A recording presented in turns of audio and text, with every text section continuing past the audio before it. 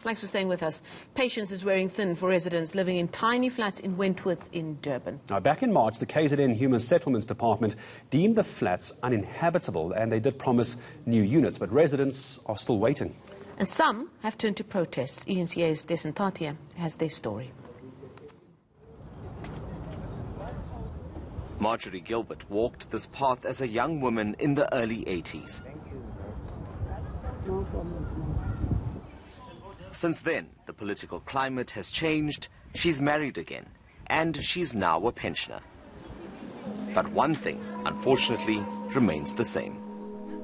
Things are not right. We still sleep with children. Grandchild is sleeping here. The grandchild lives here? Yeah, the one, and the baby sleeps here in between us and the bigger one. She's gone to school, the other one's gone to crash. It's hard. It is very hard, I'm not going to lie. I've never in all my life, I'm 68 in December, I don't know what a bedroom is. You know a bedroom, you can have your own bedroom and you say, this is my bedroom, let me knock my door. Nothing, I never had. I don't know what a bedroom is. I cried out in the hall there too, saying all I'm asking for is for a bedroom.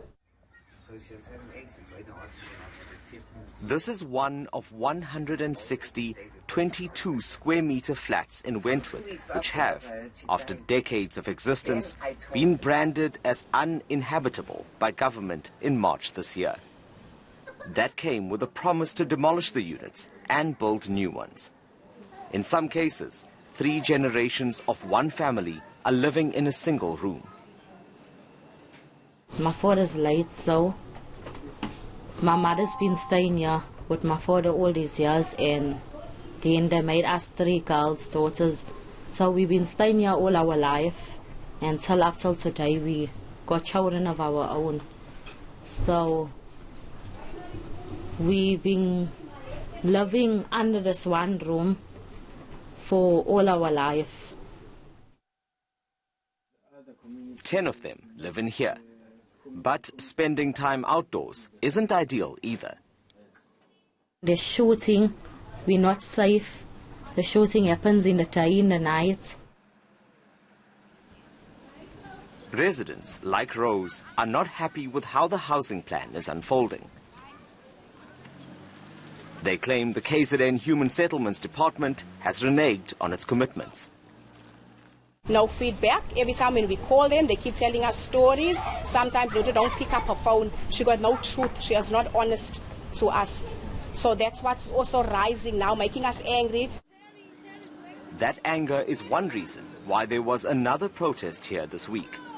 The other is over the allegation that the old units are being illegally reallocated. We've been living in these small flats for years and years, generation after generation. So they're not being fair. People are being paid, people pay money to get these flats to the same officials. They give their friends and families, they give people out of our community these flats. Allegations that somebody is allocating the units to relatives cannot even possibly be true, because the one unit that became vacant now was the first after many, many months. So it's just this one this year that we have done, or at least in the last 6 months. And the allocation of units is done by ourselves as the Department of Human Settlements. Nontutugo Sheluvane is the Human Settlements official responsible for property management and social housing. Are you categorically saying then that in terms of that allocation, there's nothing untoward that you're aware of? Not at all. Sheluvane insists the community has been kept in the loop throughout the process. That process of appointing the engineer, the process of doing the beneficiary administration, because remember we have to ensure that it's the right beneficiaries who get the houses and everything else that goes with the beneficiary administration on a housing project, all the way up until the completion of the construction of the units will take up to May 2023. The department is currently busy with the 3 billion rand rectification program, focusing on refurbishing township flats, including those in other parts of Wentworth. With a yearly allocation of 100 million from national government, there are significant budget constraints. Despite that reality, Gilbert and the generations after her are growing impatient. I know a lot I know the history of this place, a lot of history. So I think for my years that I've been over here, don't you think I deserve to get something better than this that I am living in here? That's all I'm asking for. The big people now are tired of fighting this battle. It's up to us to fight this battle. So that's why we took it to the street, because that's the only way they hear our cries, is when we take it to the streets, when we burn tires, when we fight, when we swear, when we rude. That's when they start spilling us and seeing our emotion, how angry we are. Dasen Thathiah in Wentworth, Durban.